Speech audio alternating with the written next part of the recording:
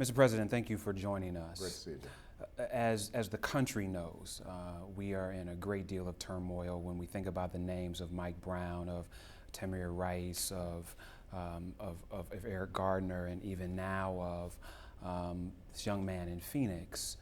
The country is concerned about, can we trust police? Are we safe with police? My first question for you is, in the midst of this and all that's going on, you didn't start this. This problem didn't begin under your watch. Yeah. This is incredibly persistent and pervasive. Yeah. But how much of it does your administration feel you're responsible for making an impact on? Well, I think an enormous amount. Not just because, as president, you're always responsible for what happens in this country, and you got to be part of the solution, not part of the problem. But because of my particular experiences that I bring to this office. I had a group of young people come before we met, a wider group of civil rights leaders and law enforcement. Most of them were somewhere between 18 and 25. A couple of them were from Ferguson.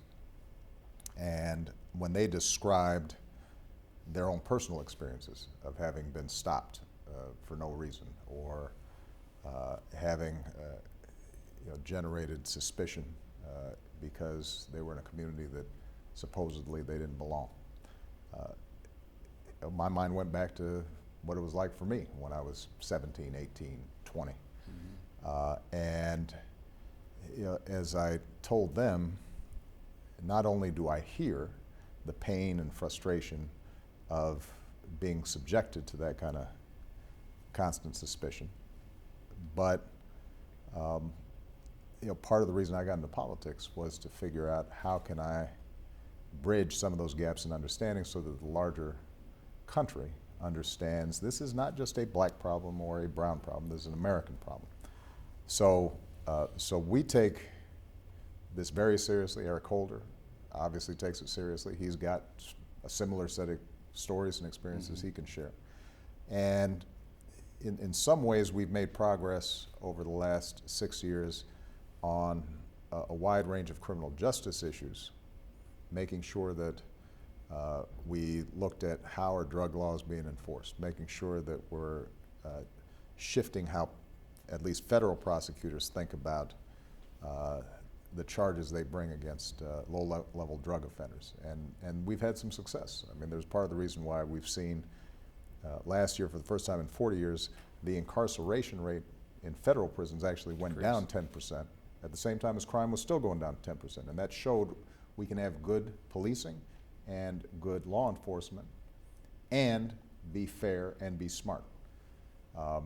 But the fact is that what we've seen now on videotape, because it used to be folks would say, well, maybe blacks are exaggerating, maybe it was, some of these situations aren't what they describe.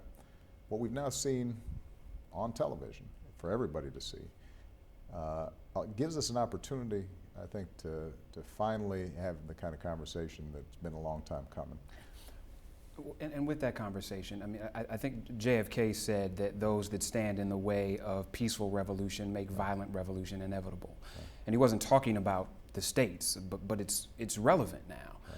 And so how necessary are the protests that we're seeing all over the country? Peaceful protesters, young protesters, angry, frustrated protesters. How necessary are they to the process of moving the ball, of the policy ball, the legislative ball? I think as long as they're peaceful, I think they're necessary. When they turn violent, then they're counterproductive. But we can admit that the vast majority of these protesters are not violent. Absolutely. And that's why I had them in the Oval Office, some of these folks who've been organizing these protests, because the old adage, power concedes nothing without a fight, I think that's true. But what's also true is that a country's conscience sometimes has to be triggered by some inconvenience, because I think a lot of people who saw the Eric Garner video are troubled, even if they haven't had that same experience themselves. even if they're not African American or Latino. I think there are a lot of good, well-meaning people. I think there are probably a lot of police officers who might have looked at that and said, that is a tragedy, what happened, and we've got to figure out what happened, how to bring an end to these kinds of tragedies. But then attention spans move on, right? Mm-hmm. There's the next thing. There's some international crisis. There's something that happens here. And change doesn't really occur. And the value of peaceful protests, activism, organizing, is it reminds the society this is not yet done. And part of what I said when we convened a meeting on Monday here at the White House was not only that I was announcing a task force that has to report in 90 days with specific concrete steps around training, around how we are equipping police, how we're holding police officers more accountable. Not only were we going to put more funding into some of the training and technology that can prevent these things from happening, but I'm going to stay on this. And not only am I going to stay on it, by virtue of this staying in the news because of some of these protests, hopefully the entire society says, let's finally try to make some real progress on this. Well, and progress means different things to different people. So there are those that want body cameras, there are those that want civilian review boards, and much of this is not a federal mandate. Most of it is not federal, but the federal government can have an influence. Well, we fund a lot of jurisdictions all across the country. And if we can identify best practices, then for us to be able to say, you need to adopt these best practices, and if you don't, then perhaps some of the funding that's available around some things that law enforcement cares about become less available. We're going to provide more to folks who are doing the right thing, and we're going to be investigating folks who are not doing the right thing. I think that becomes an important part of the leverage that we can exert. And does that happen through federal legislation, or does that happen through utilizing the DOJ as a tool? We saw Eric Holder in Cleveland yesterday, right. And the dissent decree and the supervision agreement, I think, was a good one, right. That said the city of Cleveland, here's what you've been doing wrong systemically, right. And now we're going to hold you accountable. Right. Is that going to become the rule, or does there ultimately have to be federal policy? Let's look at what the task force generates. I mean, I have confidence. We've got a police chief, we've got a criminologist, we've got civil rights leaders, we've got activists as part of this task force process. Let's see the specifics that they generate. But I will tell you that the Department of Justice already has authority. So in the Eric Gardner case, Eric Holder, I think properly said, we're going to initiate a civil rights investigation. The Cleveland case you just mentioned, we already have the ability to take a look. Now, the standards at a federal level are higher, and there's so many local municipalities, local police departments, that doing it at the local level, doing it at the state level is going to be a lot more effective, because to bring federal cases, it's a high bar. It's got to be not just something that happened where there's some questions. There's got to be a sense that maybe justice has not been served by the existing process at the state and local levels.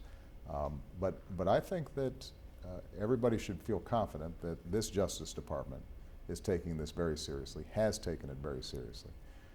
What I'd like to do, though, is to change what happens on the ground, because that's going to be more lasting. And I'll just give you a couple examples. When I was in the state legislature in Illinois, we had problems with racial profiling when it came to traffic stops, and we had problems repeatedly with confessions in crimes that later on there were suggestions maybe they'd been coerced. So two of the things I'm most proud of was passing a law requiring videotaping of interrogations, so that, my argument was this protected the police as well as the accused, because there's not going to be any question. If they confessed, it's all there on tape. If they didn't, then the suggestion that they did is not going to make sense either. on racial profiling, it was a simple matter of just keeping data. You have to record who it is that you're stopping. The minute somebody knows they're being watched, somebody's looking over their shoulder, then they're a little more intentional about, is this a legitimate stop? Is this a stop that I'm making because somebody's really breaking the law, or because I just don't like the looks of the person who's driving through this neighborhood? And what we saw was not only that a reduction in the disparity on traffic stops, but my argument again to the police department was, this will make you a more effective police force, because instead of wasting your time with folks who shouldn't be stopped, you can focus on the folks who should be stopped. And one of the things that I want us to make sure we understand is that communities of color need good law enforcement. Mm-hmm. I mean, there's a lot of crime, and one of the things that we talked about on Monday here was, you got young people who end up getting caught between police that they don't trust and folks on the streets who are trying to rough them up. And they should have confidence that the police are on their side. And if they have that confidence, then the police are going to have an easier time doing their job. And they're more likely to come home safe. But when they don't have that confidence, right. And we're seeing that with young people Absolutely. All over the country. Right. There are a lot of people that in many cases don't think that you've been aggressive enough Mm-hmm. in talking about the numbers of African American men that are overwhelmingly shot versus white men. Are there ever times when the responsibilities and obligations of president get in the way of how you want to respond as a human? Well, sometimes people's concerns are not based on fact, because if you look at after what happened with Michael Brown, if you looked at what happened after Trayvon, if you look at the decision after Eric Garner, I'm being pretty explicit about my concern and being pretty explicit about the fact that this is a systemic problem, that black folks and Latinos and others are not just making this up. I describe it in very personal terms. I think what sometimes people are frustrated by is me not simply saying, this is what the outcome should have been. And that I cannot do institutionally. It is my Justice Department that is investigating these cases. And part of the rule of law is that I'm not putting my thumb on the scale of justice. And it could compromise investigations if it appeared that I was trying to steer to a particular outcome. So I'm sure that there's some folks who just want me to say, in such and such a case, this is what I think should have happened, and if I had been on a grand jury, this is what I would have said, and so forth and so on. And I'll leave it to people to speculate on what I'm saying to myself or Michelle when we're alone at night. But what I can say is that this country is at its best when everybody is being treated fairly. We have a history and a legacy of people not being treated fairly in all kinds of walks of life. It is particularly important for people to feel like they're being treated fairly by law enforcement and police, because the consequences when they're not treated fairly can be deadly. And I've said it before, the vast majority of law enforcement officers are doing a really tough job, and most of them are doing it well and are trying to do the right thing. But a combination of bad training in some cases, a combination in some cases of departments that really are not trying to root out biases or tolerate sloppy police work, a combination in some cases of folks just not knowing any better, and in a lot of cases, subconscious fear of folks who look different. All of this contributes to a national problem that's going to require a national solution. And what I told the young people who I met with, and we're going to have more conversations like this over the coming months, is this isn't going to be solved overnight. This is something that is deeply rooted in our society. It's deeply rooted in our history. But the two things that are going to allow us to solve it, number one, is the understanding that we have made progress. And so it's important to recognize, as painful as these incidents are, we can't equate what's happening now to what was happening 50 years ago. And if you talk to your parents, grandparents, uncles, they'll tell you that things are better. Not good in some cases, but better. And the reason it's important for us to understand progress has been made is that then gives us hope that we can make even more progress. The second thing that I insist to these young people is we have to be persistent, because typically progress is in steps. It's in increments. When you're dealing with something as deeply rooted as racism or bias in any society, you got to have vigilance, but you have to recognize that it's going to take some time, and you just have to be steady so that you don't give up when we don't get all the way there. I said to somebody, we're not going to make it perfect, but we can make it better, and better is good, because over time, you have enough better. 10 years, 20 years from now, our kids are safer. The community is more confident about its place. The police officers are going to be in a position to do a better job. I know you got to leave us, but my very last question, we talked about having 15-year-old daughters. Yeah. And at one point, those daughters may have children. Right.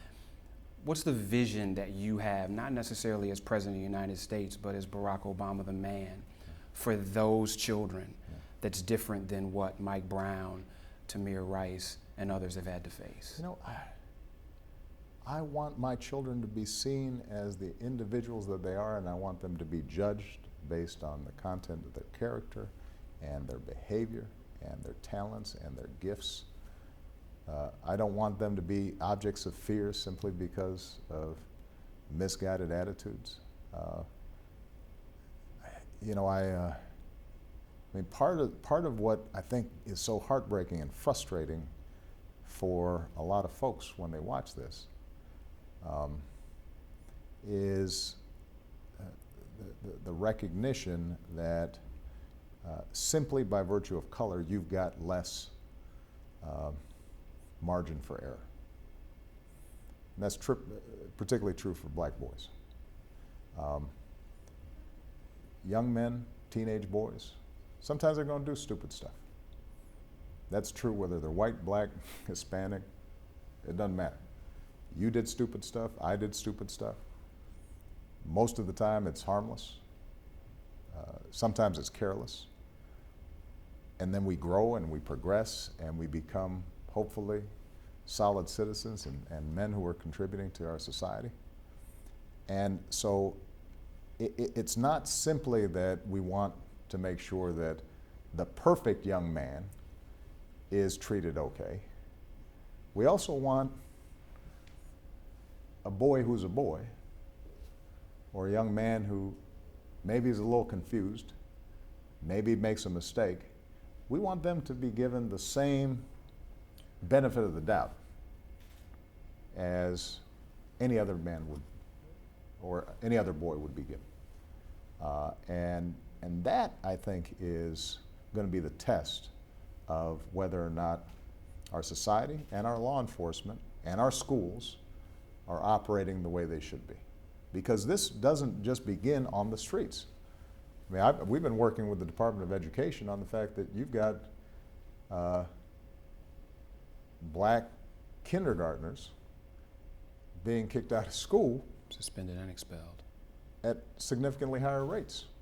Now, if there's only so much harm a 4 or 5-year-old can be doing. By nature, they are disruptive. And if we're already making judgments at that early age in a school system, then what can we expect when those kids get older? And they're on the street. And they're on the street. And that's the attitude, the mindset that we've got to change. And as I said before, I think it is changing. The good news is that when you look at who these protesters are, they're not all black. Right. You've got a when you talk to the white friends of your daughter or my daughter, they've got a better attitude and a clearer mindset and a greater set of empathy, a greater empathy for what's going on. And I think each successive generation, as it gets more understanding, more familiarity, more comfort with people of other races and other cultures, then some of this dissipates. But we can't just wait for that process to happen on its own. It also requires policy changes. It requires training. It requires specific steps by police departments starting from the top in order to change some of these mindsets. And we know what works. I mean, there are police departments that do a better job and police departments that do a worse job. So I guess the answer to your question is pretty simple. I want my grandsons to be treated like anybody else's grandsons. If they're messing up, I think they should be corrected. They'll first be corrected by me or their mother or their father. But I don't want them to be subjected to the kind of constant bias that makes them feel as if this is not their home and that they're not safe in their own neighborhoods or that they cannot trust the institutions that are put in place supposedly to serve and protect them. And I think that can be achieved. It's interesting having conversations with a lot of white staffers and friends of mine just over the last several days as these issues have come up. I think there's a clear understanding that there's a problem here. I don't get a sense that this society is simply ignoring this or suggesting this is not a problem. I think people also recognize that police officers do have a tough job, that in some cases it's a very dangerous job, and they've got to sometimes make split-second decisions. But I think they also recognize that there is, as I said before, less margin for error for African American or Latino youth. And they recognize that's a problem. And we need to build on those better angels in our society and try to come up with practical solutions. Now's not the time for just rhetoric. Now's not the time for a lot of conversations, which sometimes people call for. Now's a good time for us to figure out what training works, what equipment works, what accountability measures work, what kind of review systems work, what kind of prosecution practices work in order to stop this stuff. And in the meantime, we've also got to change hearts and minds. But Dr. King once said, when he was asked about anti-lynching legislation, somebody said, well, you can't change what's in the hearts and minds of the white folks in the South. You can't legislate what's in their hearts. He says, well, you can't legislate what's in their hearts, but I tell you what, if you can just stop them from lynching me, that's progress. That's a pretty good thing. And over time, hearts and minds catch up with laws. That's been the history of progress in this country. So I think the biggest message I want to give to all your viewers is this is not only personal for me because of who I am and who Michelle is and who our families members are and what our experiences are, but as president, I consider this to be one of the most important issues we face, because America works when everybody feels as if they are being treated fairly and that they've got a fair shot. And whenever we are unified in trying to uphold our ideals, then this country can't be stopped. And when we are divided and people feel as if those ideals are being betrayed, that holds us back in every aspect of life. And I'm confident we're going to be able to make progress. Well, I appreciate the time, Mr. President. Thank you so much. Jeff, I appreciate it, man. Thank you.